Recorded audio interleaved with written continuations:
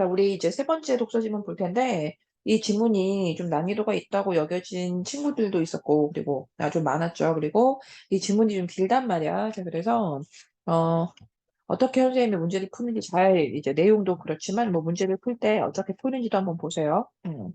지문이 길다고 해서 우리가 처음부터 끝까지 한 번에 읽고 다 외우려고 하면, 뭐 당연히 우리 머릿속에 외울 수 있는 그런 정도가 다 이제 뭐 비슷한데 이거 어떻게 처음부터 끝까지 다 외우겠어요. 그래서 처음부터 끝까지 내용을 다 외워서 이제 막 그렇게 푸는 뭐 그런 방식 아니기 때문에 일단 한번 이렇게 봅시다.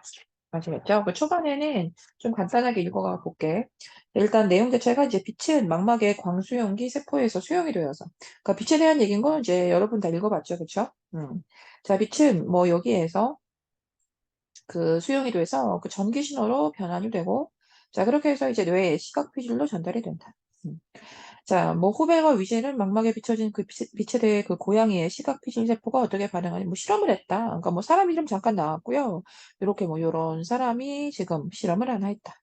자, 그들은 이를 통해서 이 시각피질 세포가 망막의 일정 영역 내 광소연기 세포들에 연결되어 있다는 걸 알아내다. 그러니까 이 얘기를 했거든요, 지금. 그 첫 번째 문장에서 얘기했잖아요. 그래서 뭐 그들은 이 연결되어 있다고 했잖아. 그러니까 이 연결되어 있다라는 것 자체를 뭐 위에 첫 번째 문장이랑, 아, 그렇지. 이렇게, 아, 그렇지. 연결되어 있다는 얘기였지. 아, 이걸 연결되어 있다라고 할 수 있겠구나. 뭐 이런 정도로만 받아들이면 되고. 자, 그렇게 하나의 시각피질 세포와 연결된 이 망막상의 일정 영역을 해당 시각피질 세포의 수용장. 그래서 일단은 이렇게 망막상의 영역, 그렇게 연결된 그 망막상의 일정한 영역을 우리는 이제 수용장이라고 한다. 자, 시각피질 세포의 수용장이라고 한다. 까지였고요. 그리고 이제 이 문단 내용을 보면, 자, 또한, 자, 이 실험을 통해서 이 시각피질이 하위에 무엇으로? 단순세포. 지금 이 뭐야? 이거 뭐라 그래? 뭐 요 펜 뭐죠? 갑자기 기억이 안 나네. 요 형광펜 그 칠하는 범위가 지금 정교하게 나오지 않고 있거든요. 그래서 지금 뭐 단순세포 여기에다 체크를 하려고 한 거야. 알겠죠? 자, 그 단순세포가 있고, 자, 그 다음에 자, 이 복잡세포. 자, 이렇게 나누어져 있다. 자, 이거지. 그래서 이 시각피질 자체를 이제 이 두 가지의 이 세포를 좀 나누어줘야 한다는 거예요. 그래서 일단 단순세포, 복잡세포. 자, 그다음 문장에서는 이제 이 모두 각각의 수용장에 비친 특정한 각도를 가진이라고 해서 요 지점, 즉 특정한 뭐 각도. 됐다. 자, 특정한 각도. 자, 특정한 각도를 가진 그 선분 모양의 빛의 활성화가 된대. 그러니까 일단 이것은 모두라고 해가지고, 자, 뭐 이렇게 나누어지긴 하는데 이것들은 모두 뭐다? 특정한 각도에서 이제 뭐 나타난대. 근데 이제 단순세포 같은 경우에는 특정한 위치에 비춰서만, 자, 이거 가지고 뭐 정확히 우리가 뭐 이해할 수 있는 건 아니야. 그렇지만 어쨌든 나와 있는 내용에 따라서 우린 그냥 있는 그대로 좀 봐줘야죠. 자, 이 두 세포는 모두 특정한 각도에서는 활성화되는데 이 특정한 위치에서는 좀 다르죠. 그래서 지금 이 단순세포 같은 경우에는 이렇게 특정 위치에 비춰서만 활성이 된다.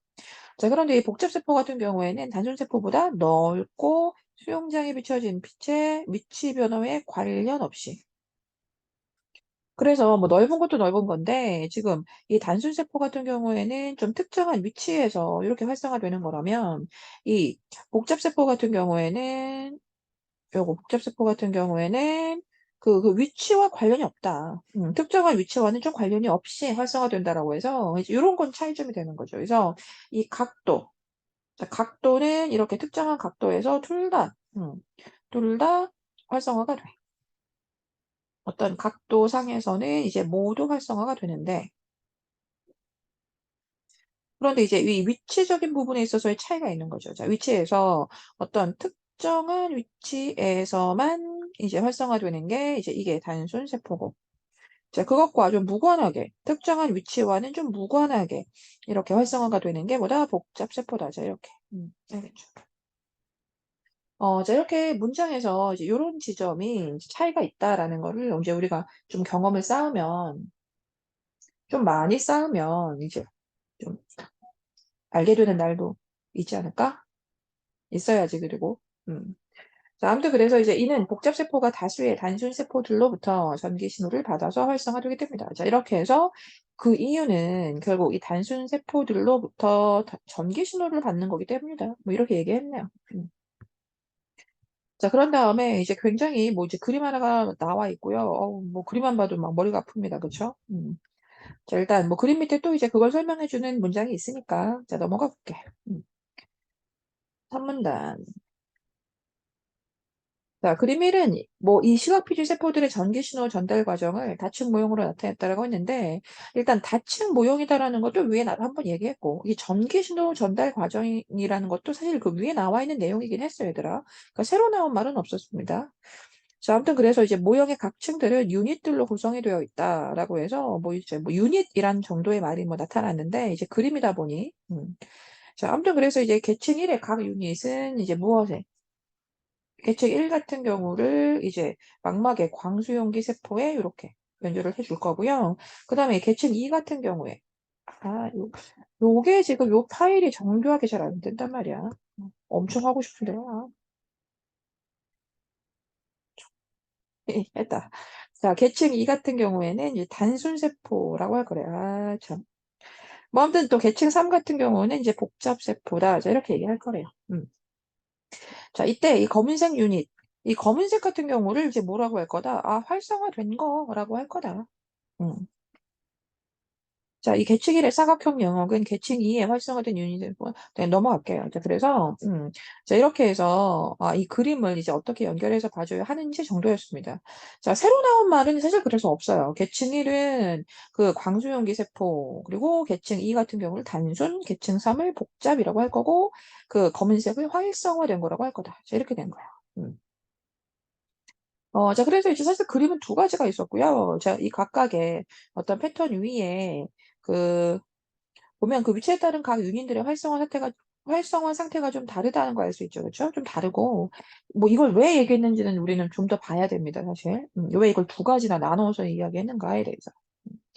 자, 그다음에 이제 계층 2의 각 유닛은 자신의 수용장 안에서의 어떤 특정한 위치에 특정한 각도의 사선 패턴이 입력이 되면 그러니까 이런 게 얘들아 그 위에서 나타난 내용을 좀 이해했다면 계층 2 같은 경우가 이제 단순세포잖아요. 그쵸? 와 머리도 간다. 자, 이 계층 2 같은 경우는 단순세포인데 그럼 이것은 이제 특정한 위치에 특정한 각도라고 하시는 게 너무 당연하다는 얘기야.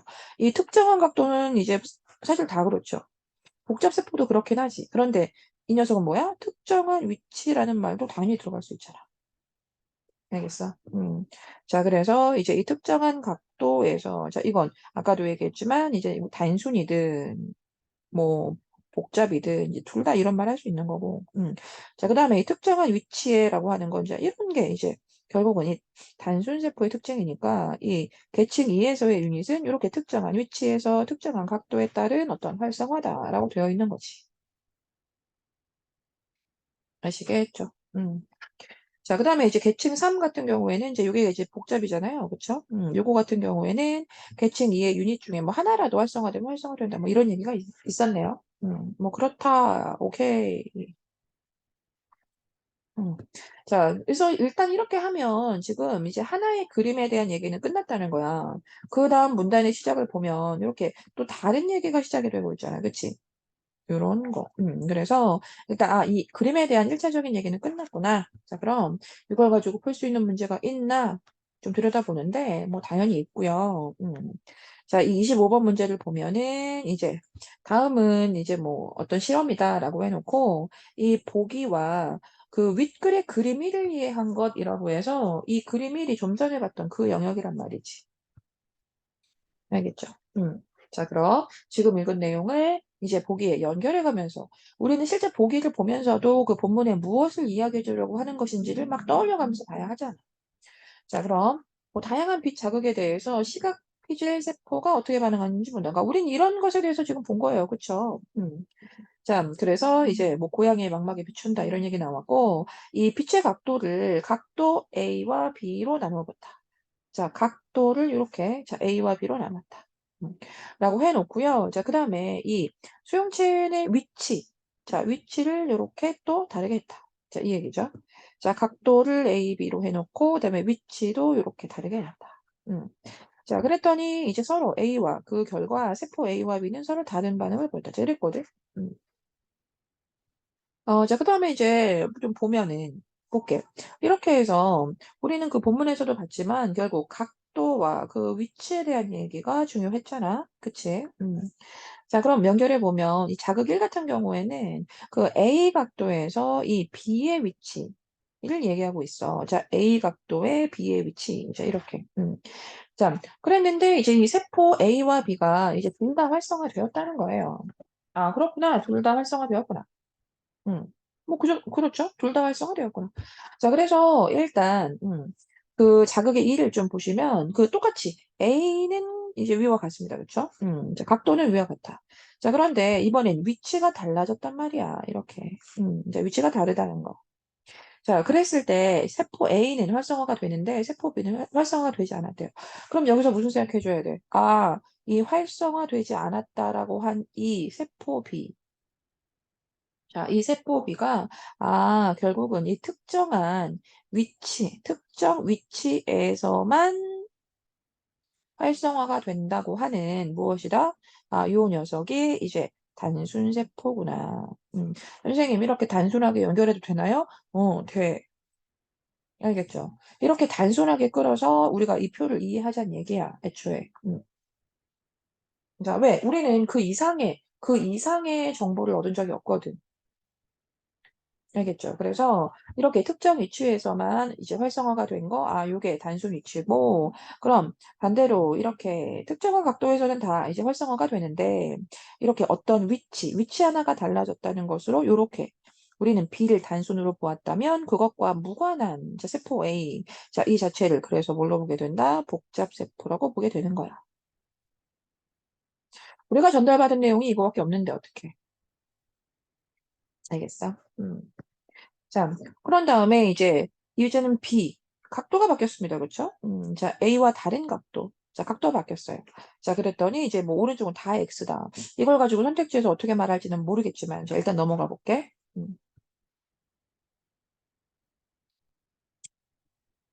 자, 1번. 자극 1의 실험 결과를 고려하면, 자, 세포 A와 세포 B가 반응하는 빛의 각도는 같다고 알겠어. 자, 각도는 어떠한 각도에서, 특정한 각도에서 이제 결국은 모두 다 반응을 하는 거잖아.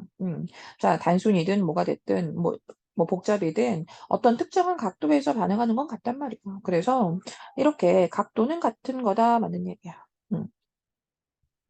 자, 그런데 이 자극 1과 자극 2의 실험 결과를 고려하면 이렇게 세포 A의 수용장이 세포 B의 수용장보다 넓다. 우리가 그 수용장이 어디가 넓다라고 한 그 내용이 그 본문 속에 있었죠. 그렇죠?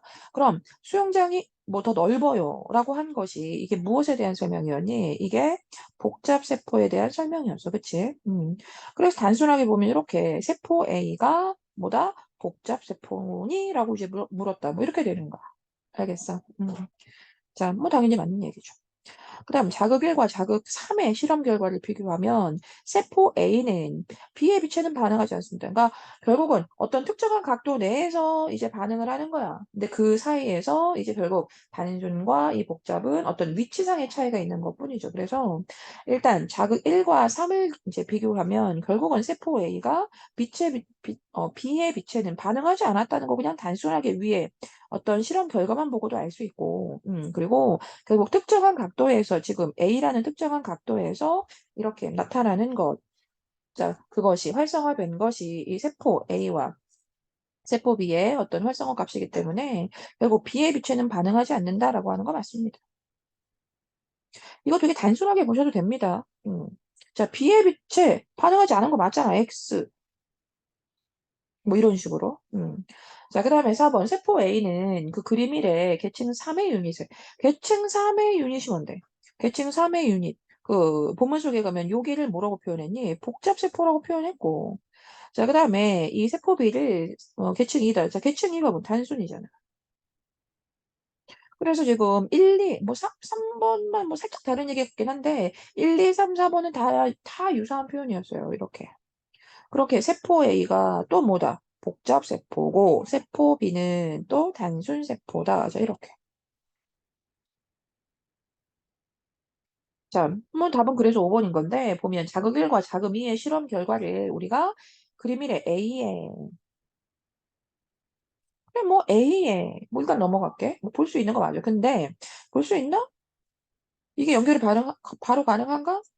원체 그림에서 좀 복잡하게 해놨으니까 이걸 우리가 이런 정도의 실험 결과만 가지고 이걸 바로 A와 딱 들어맞는 뭐 이런 얘기라고 할 수 있나? 그러니까 여기에 대해서 뭐 조금 의아하다라고 느낄 수도 있을 것 같아. 자, 근데 중요한 건 이 자극 3과 자극 4의 실험 결과가 B다. 이렇게 얘기했는데 이 자극 3과 자극 4의 실험 결과를 통해서 나타난 건 뭐냐면 세포가 활성화되지 않았다. 이 얘기거든. 자, 이 실험 결과는 세포가 활성화되지 않은 거야. 자, 그럼 여기에서 이렇게, 자, 빛을 가질 수가 없는 거란 말이야. 자, 그러니까 이 B 자체를 우리가 무엇으로 인지해야 하는지, A와 어떤 차이가 구체적으로 얼만큼 있는지를 우리가 막 전문적인 그러한 느낌으로 이해할 수 없는 거 당연하다는 얘기를 좀 하는 거예요. 자, 그래서 지금 계층, 그림 2에서도 결국은 특정한 위치에서 어떤 특정한 각도가 이제 활성화된 것, 다만 이제 그 빛의 각도나 위치가 좀 다른 자 그러한 내용이었기 때문에 결국 우리가 이 그림 B에서도 이 특정한 위치가 이렇게 빛에 대해서 어떤 활성화된 것을 알 수 있잖아. 각 유닛들의 어떤 활성화 상태를 그냥 그대로 볼 수 있잖아. 그러니까 이제 그걸 통해서 결국 이 3, 4는 B야? 아니지. 아시겠죠? 이 B의 그림도 그 일정 부분 세포가 활성화된 것이라고 우리가 해줘야 하기 때문에 결국은 이제 이걸 B다. 자, 이렇게 연결할 수는 없는 거라. 자, 아시겠죠? 나온 내용 보자. 음. 자, 이렇게 해서 지금 이제 한 문제 풀어냈고, 이제 이 지문이 정말 무자비하게 9문단까지 있어요, 얘들아. 음. 자, 또 가보자. 근데 사실 그 다음부터는 글쎄요, 어땠을까? 원래 긴 지문이 가지고 있는 특징이긴 한데, 그 한 3분의 1 지점까지 이해가 조금 어려울 수 있고요. 그 뒷내용은 생각보다 그 앞에서의 느꼈던 그런 어려움만큼 막 힘들거나 그러진 않거든요. 음. 근데 그렇다고 우리가 막 중간부터 읽어갈 수는 없으니까. 앞에서부터 이제 뭐 차분하게 읽어가긴 해야죠. 뭐 아무튼 그래서 이제 좀 다른 내용이 나왔습니다. 그 합성곱 신경망이라고 해서 이제 요런 이제 어떤 개념을 처음 보죠. 자, 일단 이것은 이미지 인식을 위해서 요런 말도 처음 봅니다. 자, 이미지 인식을 하기 위해서 만들어진 인공신경망이다. 뭐 이런 말도 처음 보네요. 자, 뭐 다른 걸 같아요. 그죠? 자, 합성곱 신경망이라고 하는 건 이미지를 인식하기 위해 만들어진 인공신경망이다. 자, 그래서 이렇게 그림과 같은 뭐 연결을 여기서 잠깐 했네. 그 다층 구조의 신경망 모형을 자, 이건 수학적으로 좀 구조화한 거래. 음. 아, 그렇구나. 실제 우리는 뭐 고양이의 어떤 망막의 어떤 뭐 실험 뭐 요런 거를 지금 위해서 봤다면 이제 이것을 수학적으로 구조화한 게 바로 이 인공신경망이라고 하는 거래. 음. 자, 뭐 아무튼 그래서 이제 그다음 합성곱 신경망은 또 뭐 나누어진다 이렇게 됐죠. 자, 이것은 그래서 합성곱층 그리고 이 통합층 자 이렇게 나눠지고 자 이들은 각각 뭐 이제 사실 이름은 똑같으니까요. 합성곱층은 뭐 합성곱 연산 그리고 통합층 같은 경우에는 이 통합 연산에 의해 출력이 된다. 자 그러면서 먼저 이 합성곱부터 이제 먼저 얘기를 해주네요. 합성곱 연산. 자, 이 연산은 특정한 크기의 무엇이 필터가 애초에 네모가 쳐져 있기 때문에 이 필터를 이제 중요한 핵심으로 볼 필요가 당연히 있겠죠. 자, 이 합성곱 연산 같은 아니 발음을 이렇게 합니다. 합성곱 연산. 자, 즉 이것은 특정한 크기의 필터가 있어서 이걸 이미지 데이터의 그 왼쪽 상단에서 오른쪽 하단까지 일정 간격으로 이동해 가면서 그렇게 이미지 데이터 그리고 필터의 곱을 합산하는 뭐 그런 과정이래. 그래서 자, 이때 필터는 이미지 데이터의 국부 영역에 존재하는 특정한 이 필터의 역할도 얘기해 줬네요. 자, 이때 필터는 뭐 하는 애냐면 이 특정한 기하학적 패턴을 검출하는 역할을 한다. 자, 그다음에 이제 오문단. 자, 예를 들어서 이 그림 또 같이 연결해 봅시다. 자, 그림과 같이 이렇게 일단 뭐 사각형이 있습니다. 네모가 있어. 자, 그럼 이 형태를 가진 이걸 뭐라고 했냐면 66 크기. 보이죠? 가로 6, 세로 6의 크기. 자, 이 66의 크기다라고 했는데 자, 이 크기의 이미지 데이터들로부터 어떤 수평 방향의 패턴을 추출한다고 할게요. 자, 그럼 이때 각 유닛의 숫자는 명암을 0부터 10까지. 자, 이렇게. 뭐 그렇네요. 막 3 써있고 그러네. 그래서, 음, 각 유닛의 숫자는 명암 자체를 0부터 이제 10까지. 명암을 0부터 10까지 이제 수치로 나타낸 거고, 이 필터의 크기가 보이시죠? 이렇게. 그러니까 일단 여기에서 요거를 66 이렇게 얘기했고, 자, 필터를 요렇게 33 이렇게 얘기했단 말이야. 그럼 필터의 크기가 요렇게 33일 때 3 곱하기 3이면 자, 이동 간격을 이 상태에서 1유닛 단위로만 설정을 해두면 필터가 왼쪽 상단에서 오른쪽 하단으로 한 칸씩 이동해 가면서 16번 연산을 하게 되기 때문에 결과적으로 뭐다? 이렇게 4사 크기의 무엇? 특징 지도가 나온다. 자, 이렇게만 얘기하면 좀 헷갈릴 수도 있어. 그런데 그림이 있잖아. 자, 이렇게 66이었던 어떤 그 이미지 데이터가 있었으면, 자, 이것을 이 33의 어떤 필터를 통해서 어떻게 하기로 했어? 그 왼쪽 상단에서 그 오른쪽 하단으로 이제 한 칸씩 전부 다 이동을 해가겠대. 자, 그럼 여기에서 한 칸씩 이동하는 거니까 일단 처음에는 이제 아예 이렇게 잡혀 있죠. 그 지난 어떤 선으로.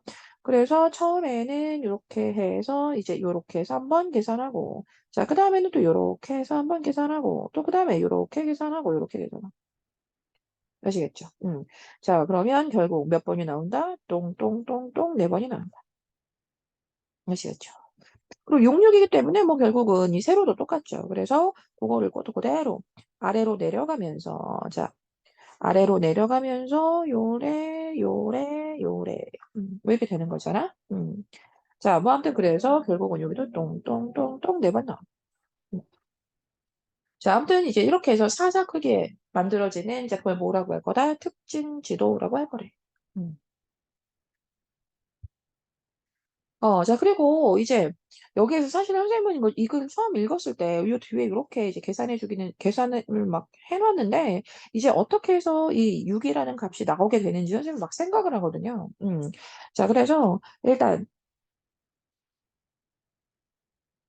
아니, 뭐, 색깔을 너무 이렇게 다시 지울게요.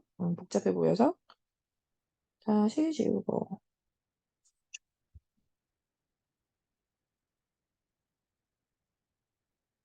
자, 됐죠?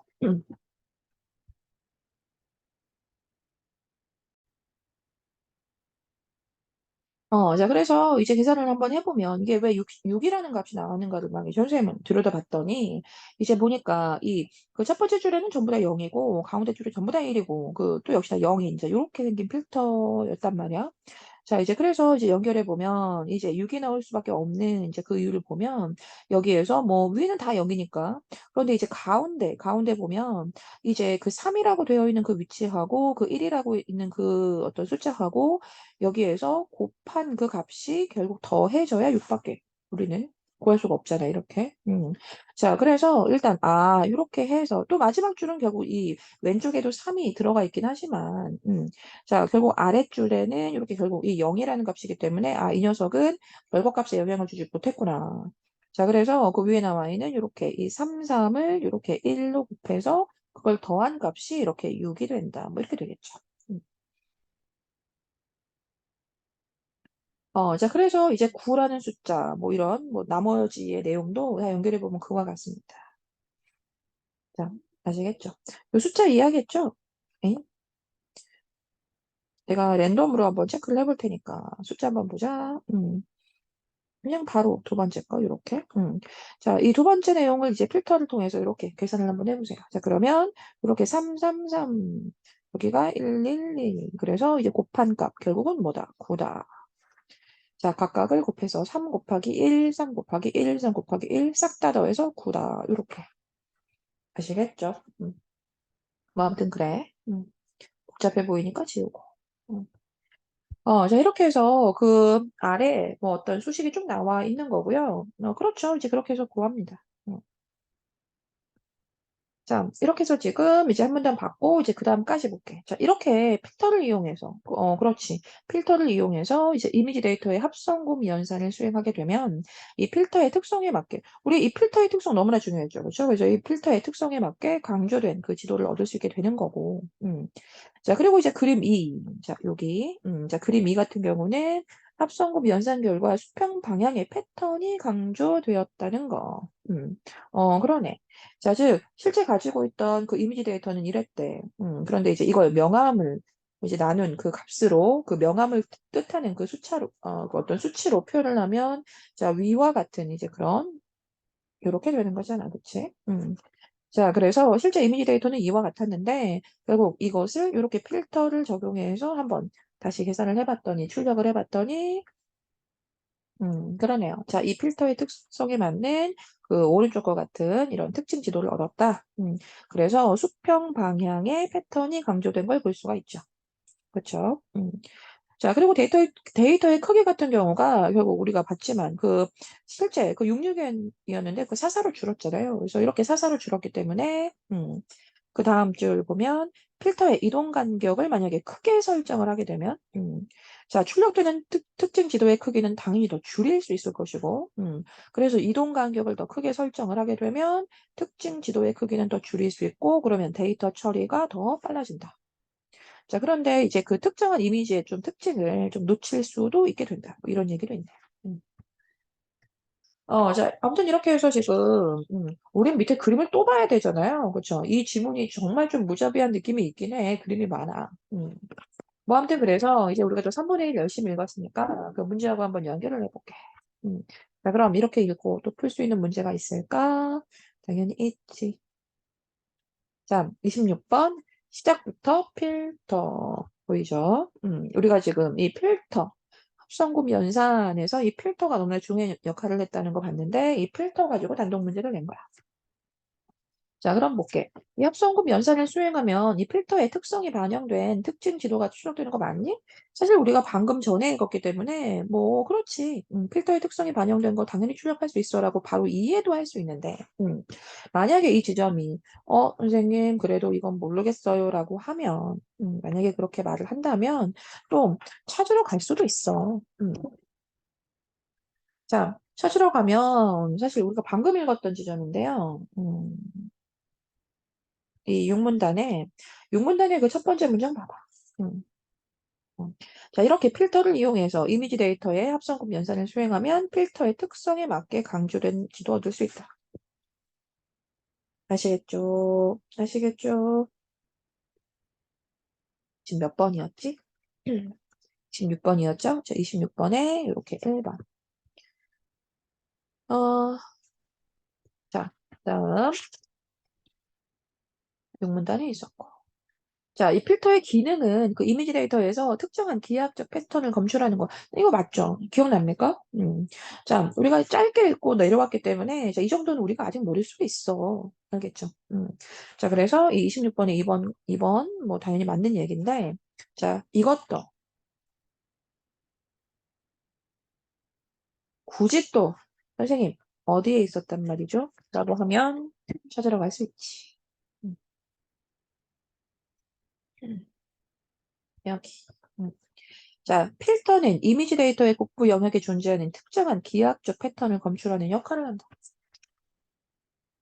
자, 보이시죠? 자, 그래서 이 필터는 이렇게 이런 역할이다. 역할, 기능, 유사한 얘기죠. 그래서 이 지점에서 이렇게 연결 가능하고 자, 그다음에 그 3번 선생님이 그냥 뭐 너희들 가보세요. 선택지. 자, 적절한 필터를 통해서 합성급 연산을 반복하여 이미지 속의 사물을 인식할 수 있게 되는 거 맞잖아. 우리가 지금 읽은 거, 그치? 자, 그리고 이제 근거 범위 찾아보면, 이거는, 음, 자, 이 사문단의 첫 번째 문장 정도인 것 같아요. 자, 이 합성급 신경망은 이미지 인식을 위해서 만들어진 인공신경망이다. 음. 자, 이 자체가 이미지 인식을 위해서 만든 뭐 그런 인공신경망이다라고 했으니까. 음.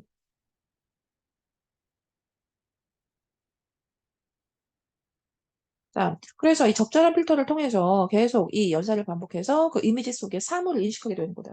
자, 이 이미지 속의 사물을 인식하는 것이다. 아시겠죠?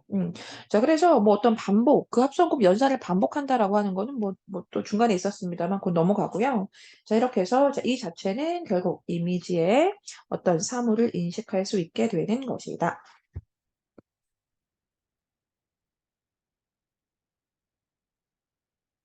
자, 이렇게 해놓고, 자, 그 다음에 그 4번.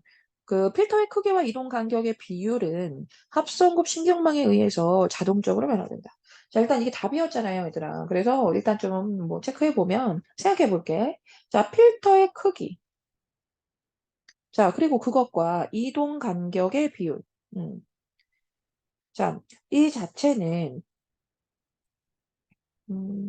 합성곱 신경망의 작용, 이 자체를 얘들아, 자동적으로 변화한다라고 하지 않는 게, 뭐, 일단 이동 간격에 따라서 우리가, 좀 다르게 보기도 하고, 뭐, 그렇게 되죠. 그쵸? 출력된 어떤 그 이미지가 좀 이렇게, 뭐, 달라지기도 하고 그렇습니다. 자, 근데 여기에서 이렇게 이것과 이동 간격의 비율이라고 하는 거, 사실 그 필터의 크기를, 글쎄요. 자, 좀 뒤에 읽다 보면 나오는 것도 사실 있어서 지금 선생님이 무리하게 연결을 할 필요가 있을까라는 생각이 들어서 잠깐 고민을 했는데, 뭐 그래도 할 수 있다고 생각이 들어. 이 이동 간격의 비율 같은 경우가 우리가 실제 언급이 됐던 부분이잖아. 이동 간격의 비율 이런 거. 자, 뭐 아무튼 그래서 자, 이 자체를 우리는 뭐라고 얘기했냐면 본문 속에서 필터의 크기를 뭐 3, 3으로 하는가, 뭐 그래서 이제 하나하나 뭐 이런 식으로 이제 간격을 보는가, 뭐 이런 식의 얘기들. 자, 실제 있었잖아요. 그쵸? 어디로 갈까? 아, 여기. 자, 이렇게 뭐 필터의 크기가 3, 3이고 이동 간격을 우리가 1 유닛 단위로 설정을 하게 되면 뭐 이렇게 뭐 그럼 어떤 크기의 뭐 특징 지도가 나온다. 뭐 이런 얘기가 있었단 말이야. 자, 그럼 이 필터의 크기랑 그리고 이동 간격의 비율. 자, 그것을 자동적으로 변화한다? 아니지. 애초에 여기서 뭐라고 했냐면 그것은 설정하는 거라고 했거든. 이렇게. 우리가 그래서 그것을 이렇게 어떻게 설정하는지에 따라서 결국은 크기가 나오는 거고, 이해됐죠? 자, 그래서 이동 간격을 크게 설정하면, 그 아래 또 나와 있었죠? 자, 이제 그런 거다 보니, 자, 이동 간격을 크게 설정을 만약에 하게 되면, 그러면 뭐 출력이 되는 뭐 어떤 그 특징이 또 있는 거잖아요, 따로. 알겠죠? 자, 그래서 이걸 연결했을 때 결국은 이 필터의 크기와 이동 간격의 비율은 자동적으로 변화하는 것이 아니라 우리가 뭐 하는 거다? 설정하는 거다. 어, 아시겠죠?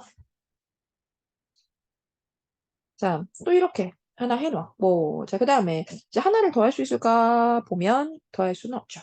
자, 왜? 그 다음 문제를 보니까 가를 연결하게 해놨는데 가가 이 밑에 있어.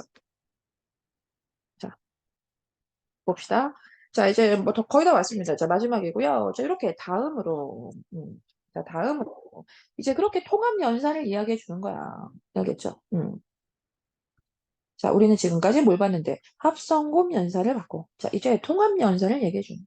자, 다음으로 그럼 통합 연산은 합성곱층의 일정 범위 안에 있는 이 유닛 값들을 정해진 규칙에 따라 하나의 값으로 통합하는 거다라고 해서 일단 뭐 유닛의 어떤 값들이 뭐 매겨져 있다 뭐 이런 것들은 위와 유사해 보여요. 그쵸?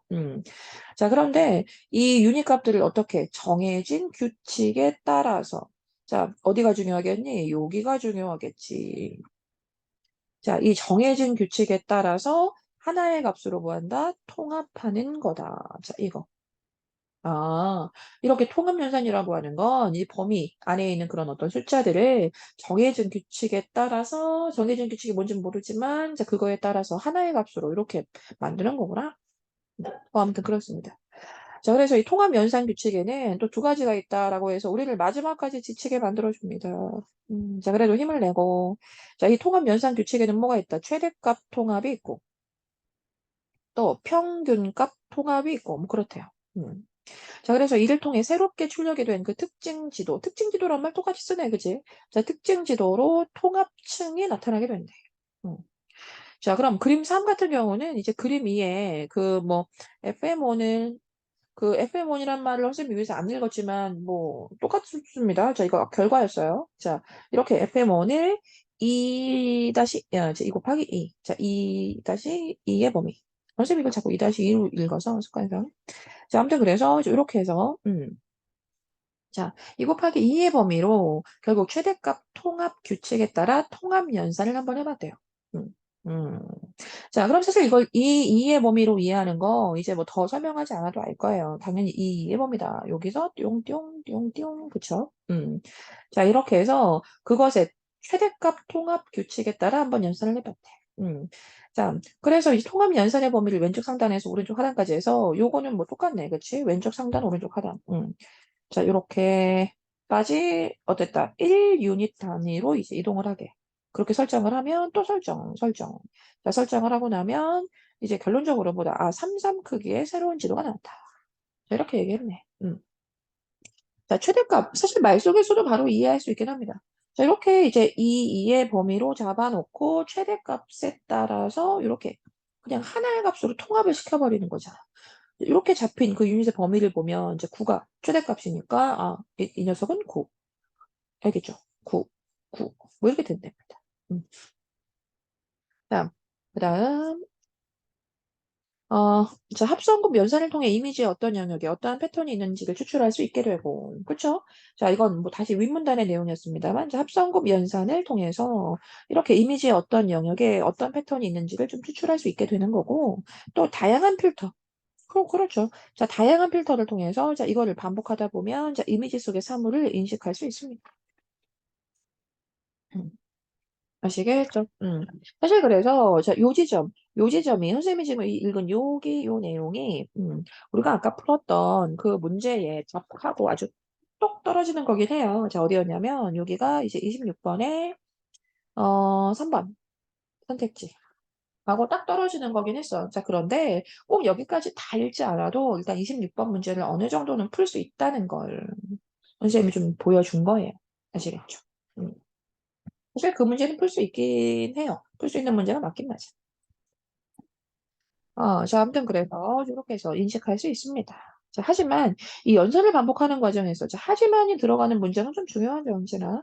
자, 하지만 연산을 반복하는 과정에서 이 패턴의 위치 정보를 계속 유지하게 되는 뭐 그러한 게 있대. 그래서 이것은 일반적으로 불필요한 정보래요. 이 연산을 계속 반복하면 그 패턴의 위치 정보를 계속 유지하게 되는데 이건 좀 불필요하대. 뭐 우리가 이유는 알 수 없지만 불필요한 정보래. 음.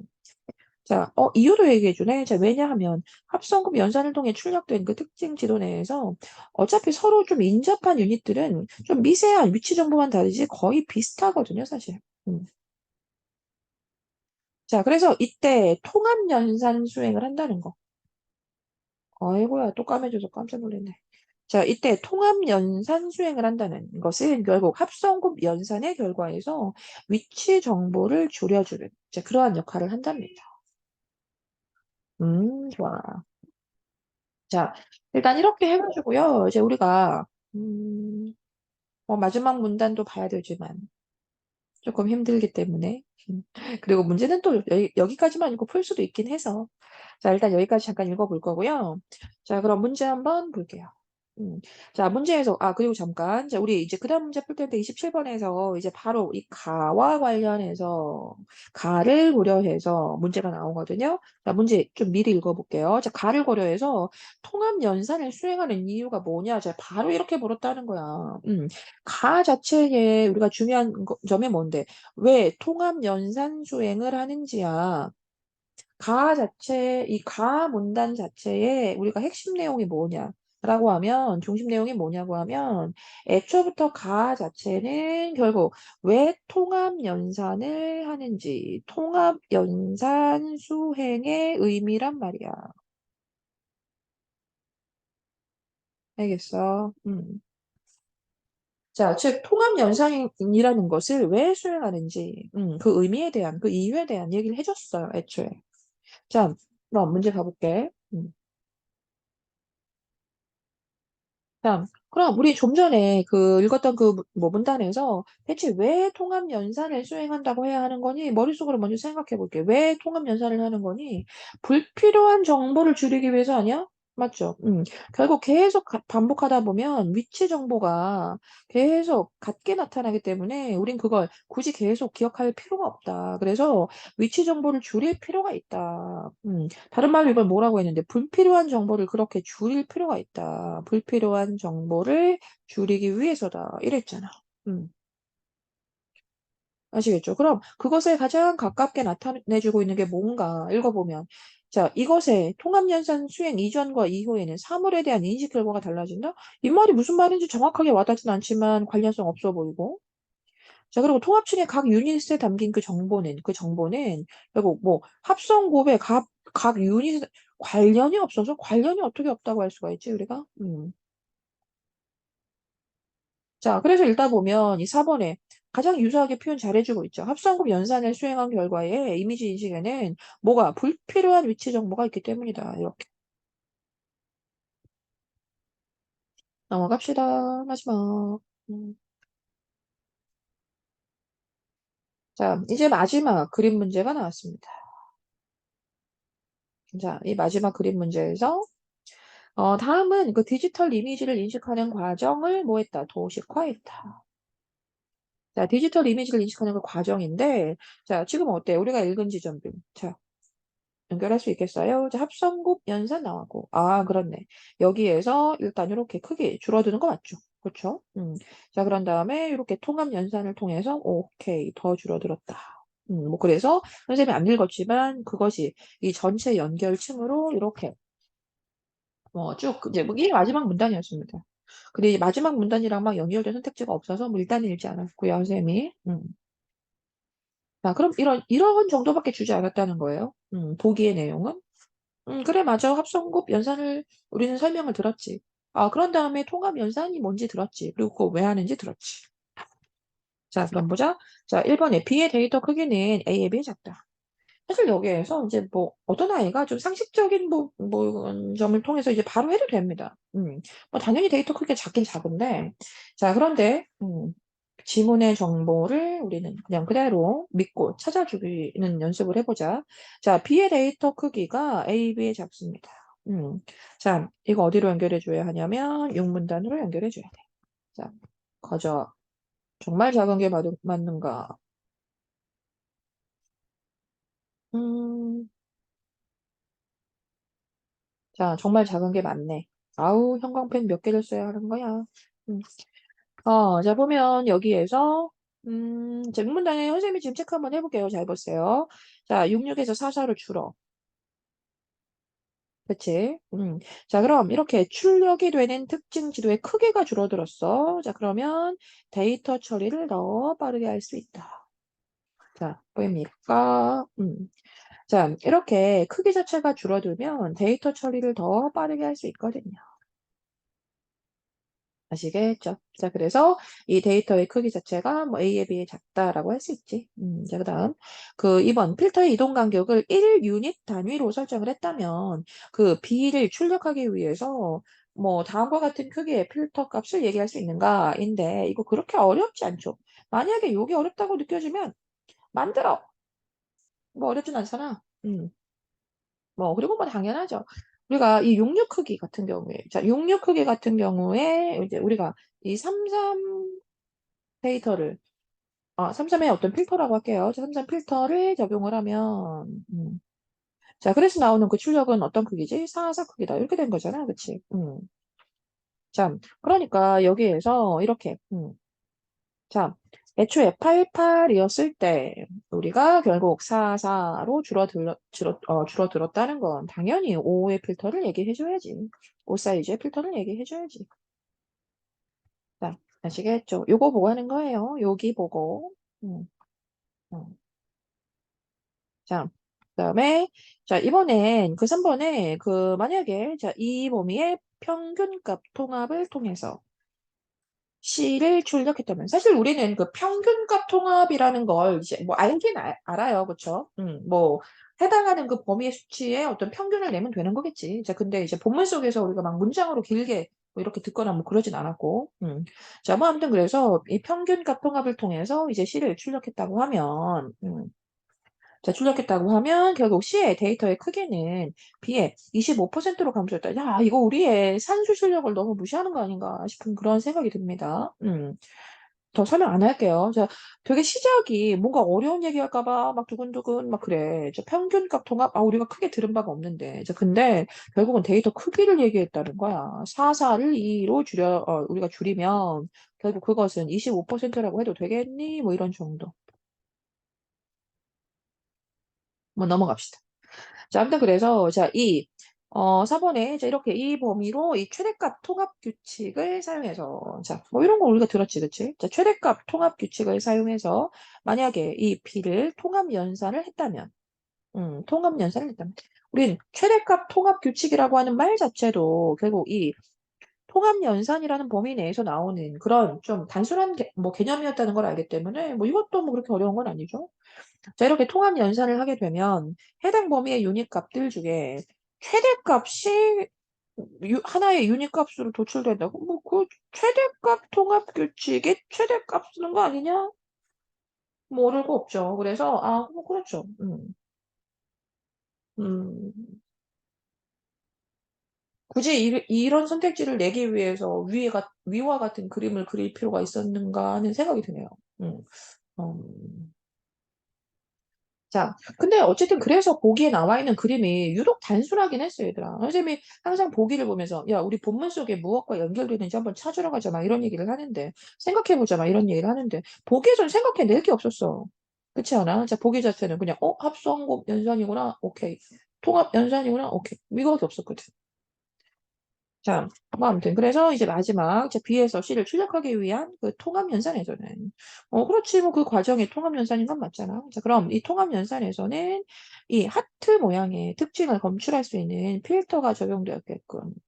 아이고 결국 요거 얘기하려고 이렇게 복잡한 문제를 만들었다는 건 자, 중요했잖아. 이 필터 자체를 우리가 이해해줘야 하는 건 통합 연산이 아니라 합성곱 연산 아니었니? 이 합성곱 연산에서는 결국 이 필터, 어떠한 필터를 어떻게 적용하는가, 그 자체를 우리가 이해해 줬어야 했고, 그 다음 이 통합 연산에서는 그것과 다른 가장 큰 차이점이 뭔데?